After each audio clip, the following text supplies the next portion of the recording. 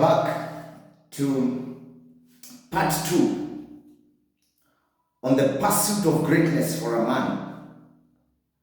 And as we have talked in part 1, we've seen that every man has greatness within him. Every man has excellence that is molded, that is within him, that he needs to step out and mold. But just as we were concluding part 1, it is important that we define, just as we have defined, where does a man get his identity? And a man's identity should be gotten from the manufacturer. And therefore, just like if you went to the production line of a Mercedes-Benz or a BMW or a Toyota or an Audi, and you found the car probably 3, 4, 5 steps before it leaves the production line, that vehicle has no identity. Why? Because it has not been tested to perform the function for which the creator or the manufacturer is manufacturing it at that point in time. Therefore, for you, just as that manufacturer will not put in their label on this car, the same thing God made you because He had put a label on you. Therefore, you have greatness within you as a man.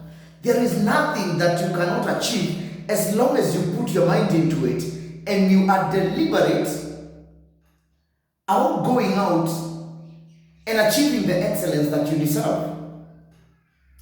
So, when we talk about identity, we are living in a space where man's biggest struggle is identity. And because there is a problem with identity, therefore a man is seeking validation from other things. We seek validation today, whether you like it or not, from our jobs. I'm a CEO somewhere, I'm an MD, I'm the supervisor. And therefore that becomes so heavy on me. It becomes my identity that instead of serving the role that I'm called to serve, I actually impress on other people about that role. If you have met those kind of people. Some of us are seeking validation by the kind of clothes that we wear. Men today are obsessed with kuchapa luku. Men today are obsessed with driving big cars. I was there once. There's a time a car used to define me because I would actually not be able to leave home if I'm not driving. And I just did not drive a car. I had to make sure that it's a big machine. It's a 2500cc Tiptronic gear. 6-speed, V6. But then at some point you lose those things and realize that you actually held on to the wrong identity. Why? Because when that happened, I realized that I associated with people associated with me or wanted to hang out with me based on what I had. So we've cut our identity as men based on material things that give us validation. We want to live in an estate where I am struggling to pay rent, but because of the social status that is associated with that estate, therefore I struggle to pay rent. It's stupid. Let's call it the truth. It's unwise. You're seeking validation.